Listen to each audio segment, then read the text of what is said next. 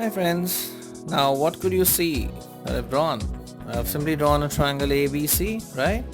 With the vertices A having coordinates x1, y1, B having coordinates x2, y2 and C with coordinates x3 and y3. Now if we know the three vertices and their coordinates, right, the coordinates of the vertices, we could easily find the area of the triangle with the help of determinants. Now how would you obtain that? See, it's a very simple basic formula.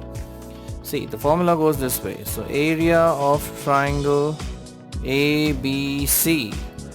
Now as we know, areas are always expressed as a positive value. Now in determinants you might get a positive answer or a negative answer.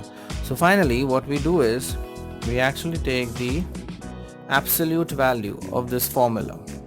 So it is absolute value of half of.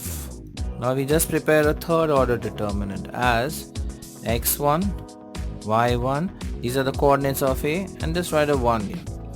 The next is x2, y2, coordinates of B, and then 1, and lastly x3, y3, again 1. Now we just complete the determinant of the third order. Now simplify this value.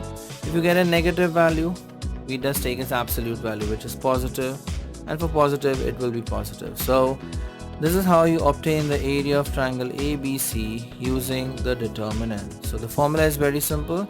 Half determinant of coordinates of A 1, coordinates of B 1, and coordinates of C and 1. Upon solving this, you will get the area of triangle.